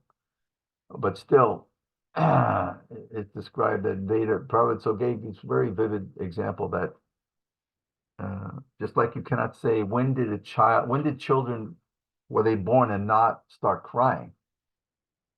No time. So similarly, the Vedas are eternal like that. Knowledge is eternal. Or when you read 13th chapter, then Krishna is describing all the aspects of knowledge. And finally, at the Agyanam Yadatonyata, whatever I've described, so many aspects of knowledge, like one of them is Mrityu, what is it? Janma Mrityu Jara Vyati. This is in birth, death, disease, and old age. That's just one aspect. And he talks about accepting the guru and doing austerity, living in a holy place, or by like that, being detached. So many things. They say Agyanam Yata, anything else that I haven't mentioned, that's Agyan. That's not knowledge. So knowledge is being expanded in Gita. We're just hearing about it in these beginning chapters. But it'll be gradually it gets expanded. Where am I here? Supreme Soul is infinite, unlike the bodily changes. Okay, we have to accept it on the grounds of spirit authority. There's no source like that. The Father, the Mother, the Supreme Soul is infinite. The atomic soul is infinitesimal. Therefore, infinitesimal soul, being unchangeable, can never become equal to the infinite soul, or the Supreme Personality of Godhead. This concept is repeated in the Vedas in different ways. Just to confirm the stability of the conception of the soul, repetition of something is necessary. Nastyeva, nastyeva, nastyeva. Just when we hear like Harinam, Harinam, Harinam, 3 times, right? Harinam, Eva Kevalam, only 3 times, 3 times, 3 times. Nastyeva, nothing else, nothing else, nothing else. I mean, no jnana, no karma, no yoga. Those things are not recommended. So it's good. Nastyeva, nastyeva. We understand the matter thoroughly without error. Atachainam nitya jatam nityam ba manyase mitam katapitam mahabaho nainam shochitamahasi. If, however, you think the soul or symptoms of life is always born and dies forever, you still have no reason to lament, oh mighty Arjuna, mighty Arjuna. There's always a class of philosophers almost akin to Buddhists who do not believe in the separate existence of the soul beyond the body. When Lord Krishna spoke Gita, it appears that such philosophers existed, and they were known as the Lokayatikas and the Vaibhashikas. Such philosophers maintain that life symptoms take place at a certain mature condition of material combination. The modern material scientists and materialistic philosophers also think similarly. According to them, the body is a combination of physical elements, and at a certain stage, the life symptoms develop by interaction of physical and chemical elements. The science of anthropology is based on this philosophy. Currently, many pseudo-religions now becoming fashionable in America are also adhering to this philosophy, as well as to the nihilistic, non-devotional Buddhist sects.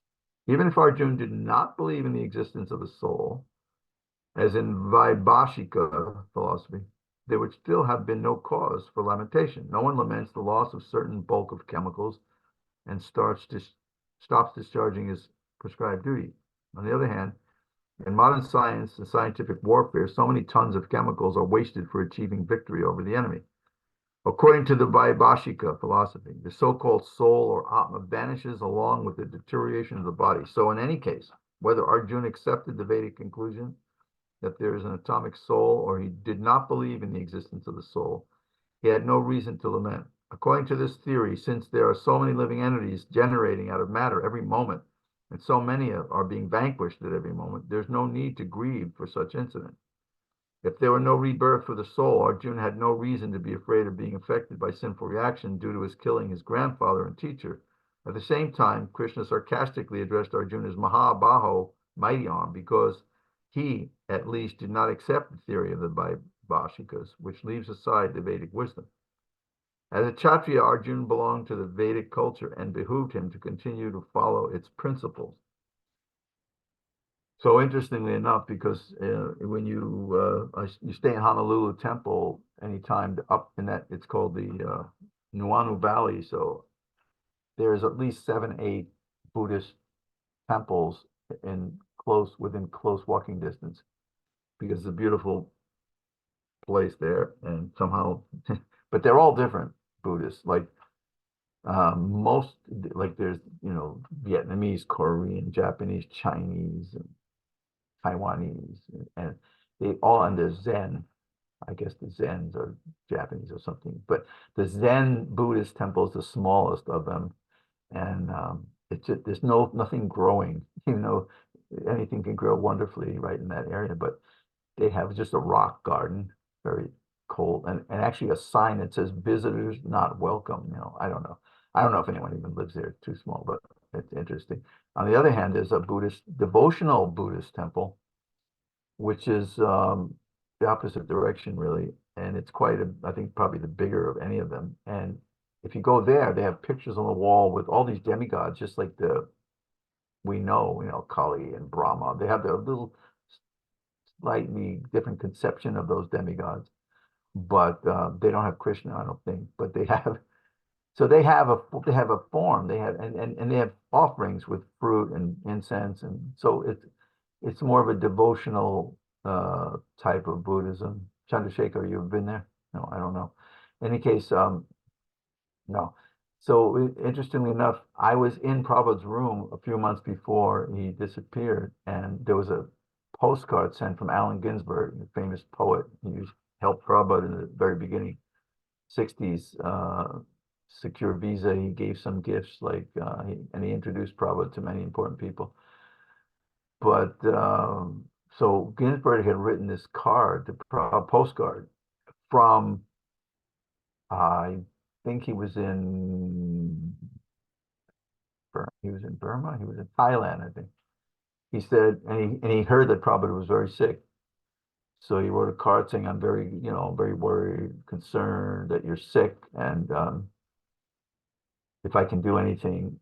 Basically, which is a postcard, so it wasn't anything, only 2, 3, 4 sentences.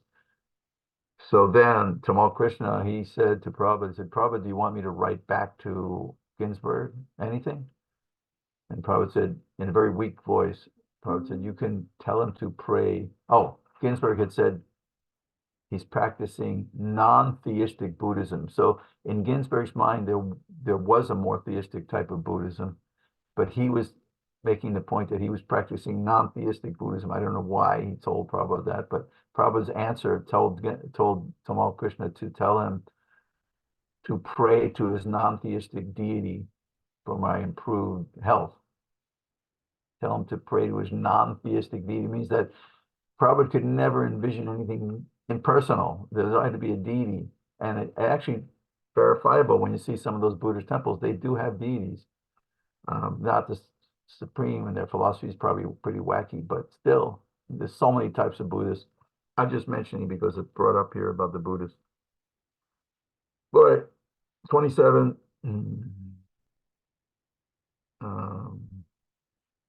One who has taken his birth, Jatashihi Dhruvo Mrityo Dhruvam Janma Mritasya Cha Tasmada Pariharayarte Natang Shochitamahasi. One who has taken his birth is sure to die, and after death one is sure to take birth again. Therefore, in the unavoidable discharge of your duty, you should not lament.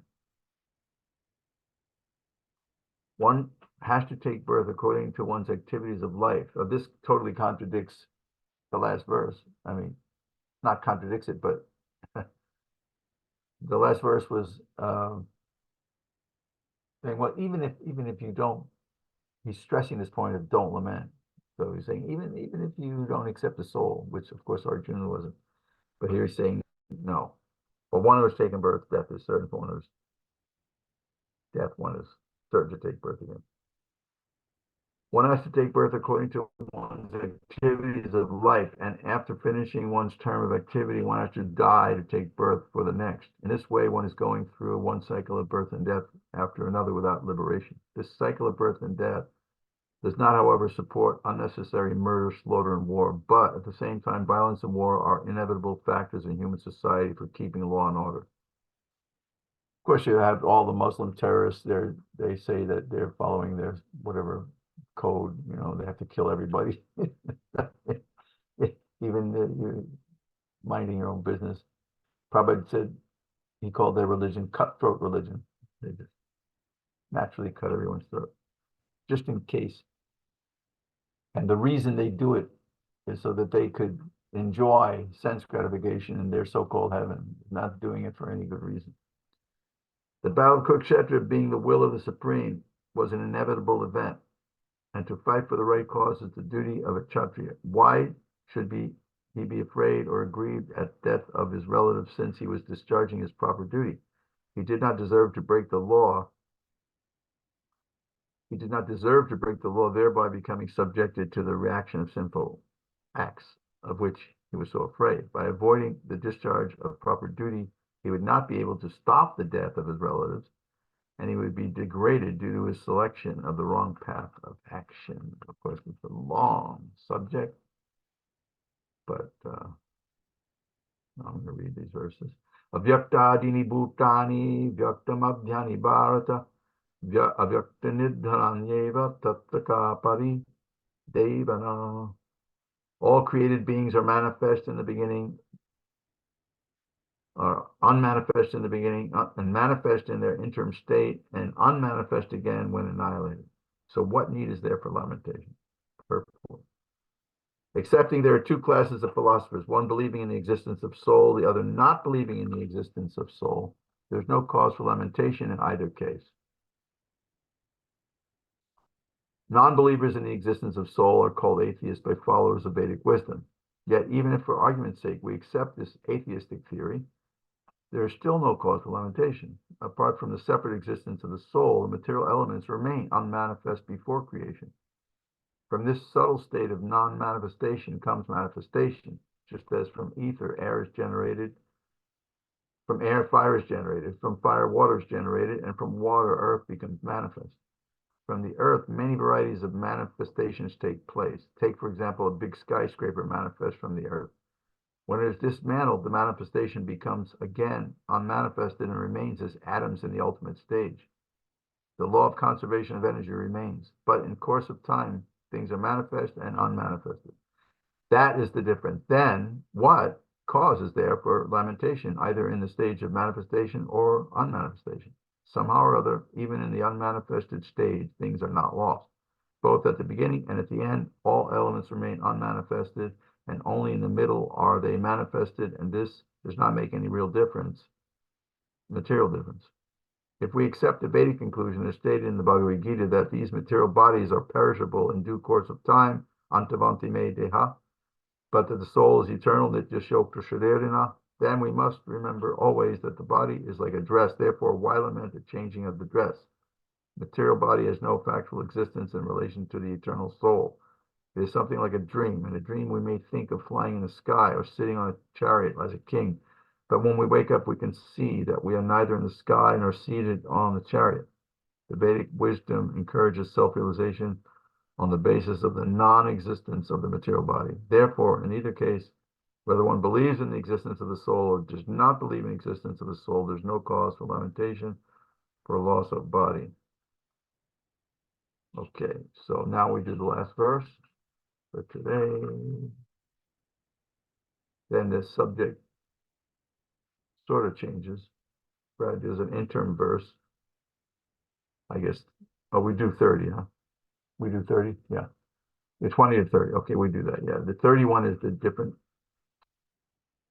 scheme, a different subject. Start talking about these material activities of the Kshatriya. Let's see if we can read this one. Ascharjavat pashyati kaschyarenam ascharjavat vadati tataiva chanya ascharjavat chainamanya shanoti shutpap jainam vedana chaiva kaschyat. Some look on the soul as amazing. Some describe him as amazing. Some hear of him as amazing, while others, even after hearing about him, cannot just understand him at all. Therefore, since Gita Upanishad is largely based on the principles of the Upanishad, it is not surprising to also find this passage in Katha Upanishad. Shivanayapi bahobir yo nalabhyashin vantopi bahavo yam navidyu ascharjo vakta kushalo shalabda ascharjo shalgyapta kushalanushishta. The fact that the atomic soul is within the body of a gigantic animal, in the body of the gigantic banyan tree, and also in the microbic germs, millions and billions of which occupy only an inch of space, is certainly very amazing.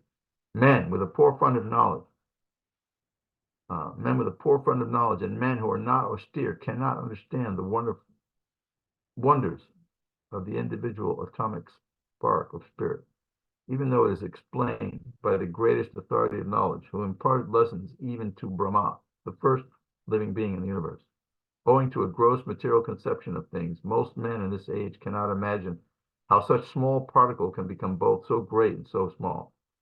So men look at the soul proper as wonderful, either by constitution or by description. Illusioned by material energy, people are so engrossed in subject matter for sense gratification that they have very little time to understand the question of self-understanding, even though it is a fact that without this self-understanding, all activities result in ultimate defeat in the struggle for existence. Perhaps they have no idea that one must think of the soul and thus make a solution to the material miseries. Some people who are inclined to hear about the soul maybe attending lectures in good association. But sometimes, owing to ignorance, they are misguided by acceptance of supersoul and the atomic soul as one without distinction of magnitude. It is very difficult to find a man who perfectly understands the position of the supersoul, atomic soul, and the respective functions and relationships, and all other major and minor details. So this is Sambandha. Chaitanya Mahaprabhu summarized that Ved Kohe Sambandha Abhideya Prayojana, that the ultimate, when he was explaining to especially Prakashananda and other times, that this is the essence, because people are reading so many things, but this is a Sambandha, that he encapsulates something so vast as the Vedas into just this simple idea. Try to understand. You have a relation. You probably said, just understand that God is very great and you are very small. That is the sum and substance. But this thing they don't understand. No, we're one. We're God. We're God.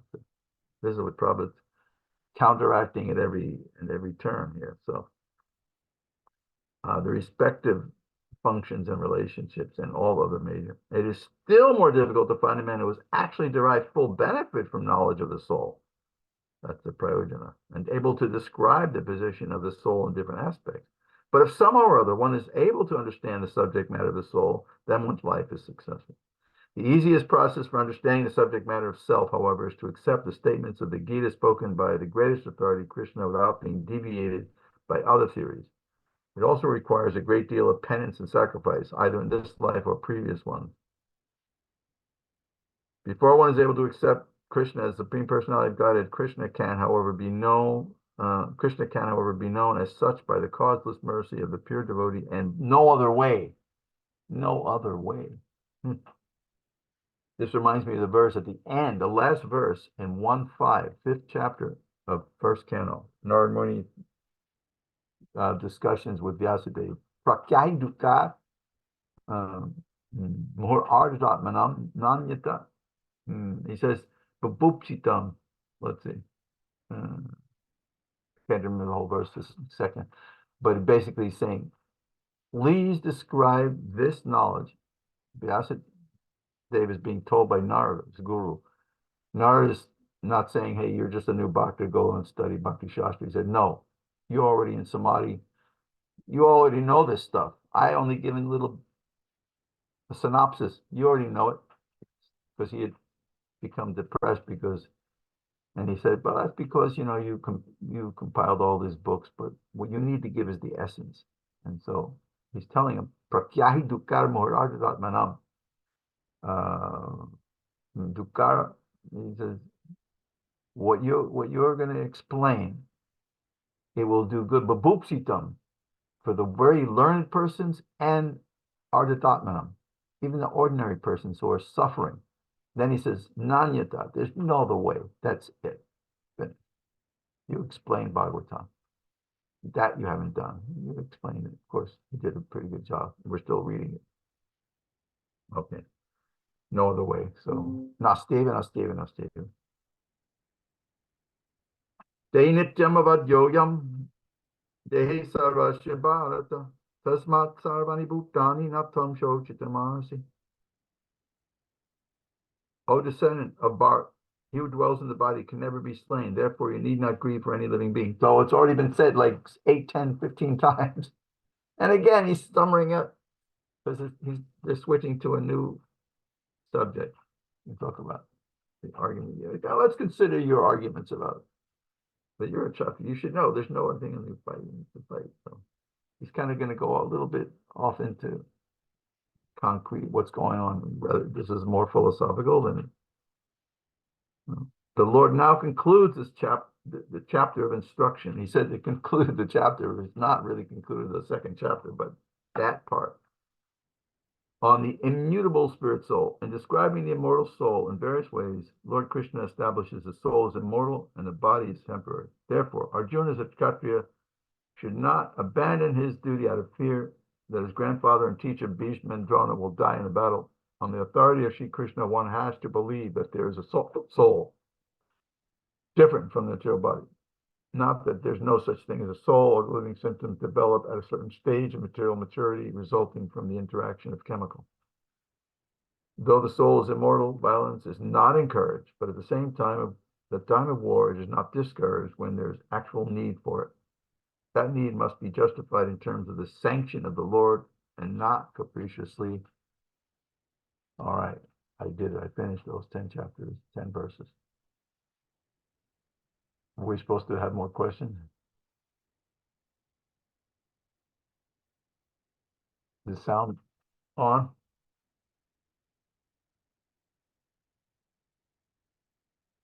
Everyone's muted, or do I have to unmute them myself?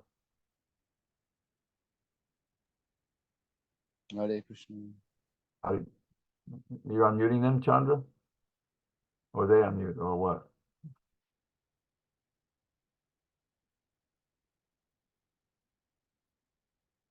Huh? Are there questions?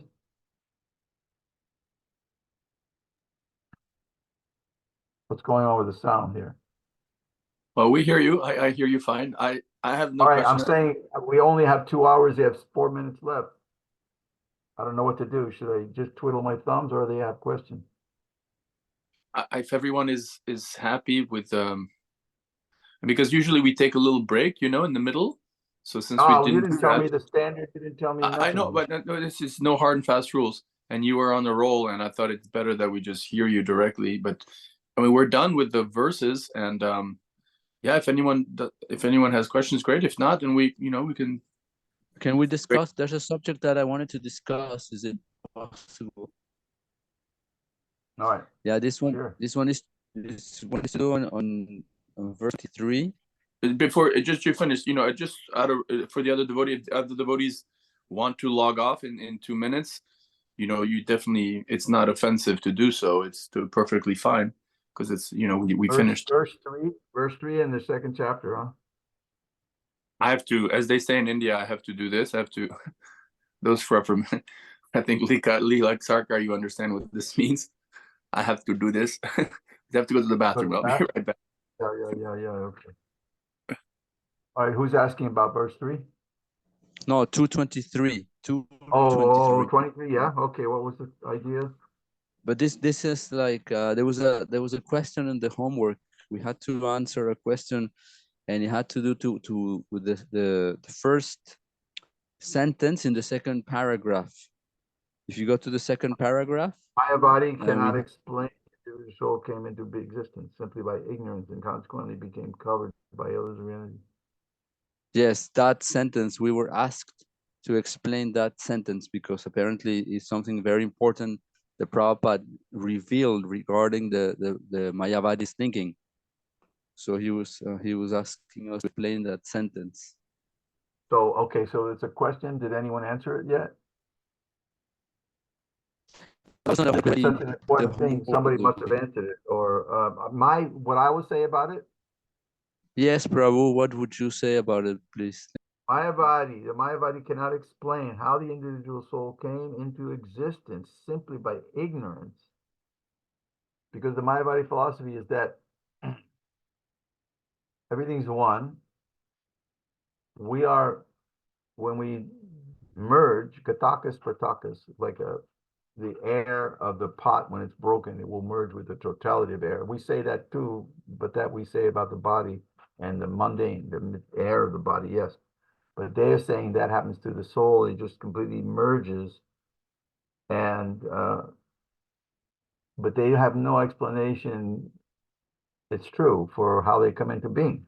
That's all. It's simple. We'd read more into it, but it just simply says they can't explain how individual came into existence because their answer, the only answer that they give is that we're ignorant. We're actually God. And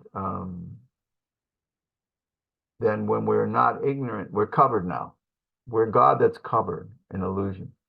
First of all, then the argument becomes, if we're God, well, how did we get covered over? By illusion. Then I'm not God because I didn't have control over the illusion. That's the first thing, argument. Then there's many, but that's the first one. That, okay, so we're ignorant now becoming God. So how was I God? How did I come into existence? That they didn't explain.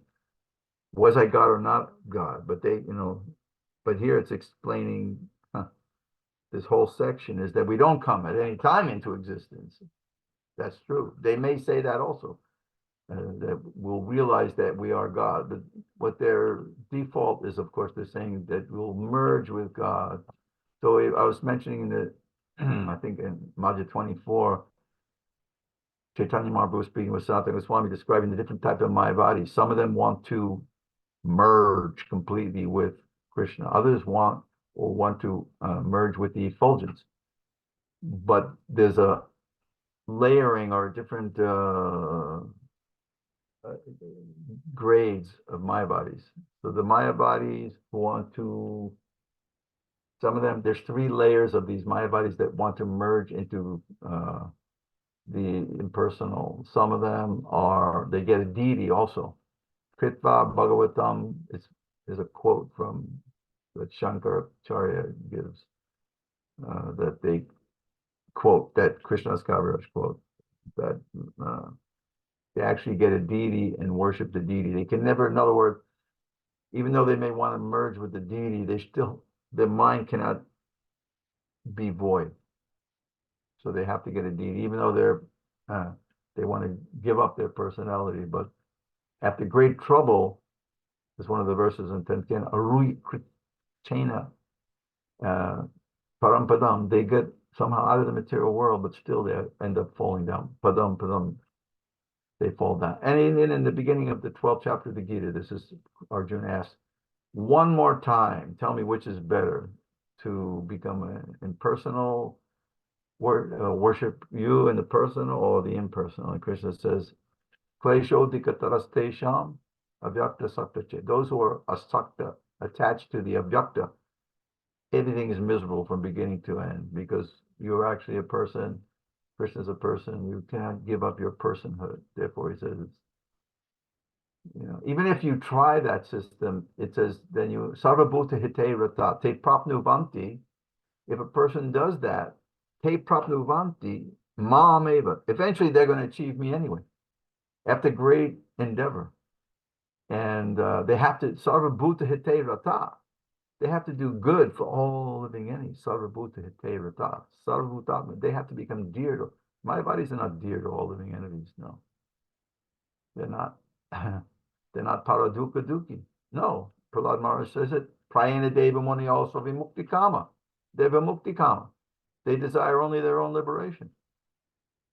They're not like Vasudev Dutt, Prahlad Maharaj, where they want to take the sin. When Jeev Duk Deki, Prabhu, when Vasudev Dutt says, seeing the Jiva's misery, Duk Deki, Hridaya more Hridaya Bidare, my heart's breaking. Therefore, you put it shire, put it on my head, put all this in reaction. No, my advice, no, they're only after their own liberation. So how are they going to become Sarvabhuta Hite Rata? And then again in the 5th chapter, Bahunam Janmanamante, Gyanavaman Prabha. After being Vikarmi, you might become somehow a Karmi. Nunam Vikarma. Shabdev says they're doing Vikarma. Not like everyone's a Karmi. You have to be at a certain level to even be a Karmi. And then after so many Karmis, being a Karmi for so long, Gyani, Karmi Bhyaparito Hare. You read that in the Upadeshamrita. Karmi, so many Karmis are there, following some religious principle, not just total Vikarmi. Parito Hare, Gyanina. Then you might become a Gyani. Gyani Bhyaparito. Then out of so many Gyanis, Muktanam, Muksidanam, Narayana Parayana, one may become Narayana Parayana. Manushanam Sahasresu Kashchidyadi Siddhya. One may become perfect. It's very difficult. First, in what Jen is describing, as it does in 6:14, I believe, where it says, Partibhyai Jantava, there's many living entities that there are atomic particles. There's so many living entities. Out of those, some are moving, some are not moving. Gradually, you're going up until you become a Gyani out of so many Gyani. So after many lives of a Gyani, Bhavanam Janmanamanta Gyananam, Vasudev, then you might realize that Krishna is everything. So Prabhupada is saying, Acharyas are saying, why waste your time? Krishna is saying, don't waste your time going through so many lifetimes. Then immediately you can understand Vasudeva Sarvamiti. You know? Vasudeva Paragata, Vasudeva Paramaka, Vasudeva. First canto verse. Right, second chapter. Vasudeva Parayoga, Vasudeva Paramga, Vasudeva Paragati is the goal. I don't know if that answered anything. I was just rambling on. That's fine. Thank you very much, Pushkar Prabhu. Thank you for your wonderful presentation today. Okay, then. Hare Thank you, Krishna. Pushkar Prabhu. It was a All right, Haribol. pleasure. Okay, I'm off duty. Thank you, Pushkar Prabhu. Jai Prabhupada. Hare Krishna, everybody. Hare Krishna. Thank you very much. Hare Krishna. Thank you. Hare Krishna.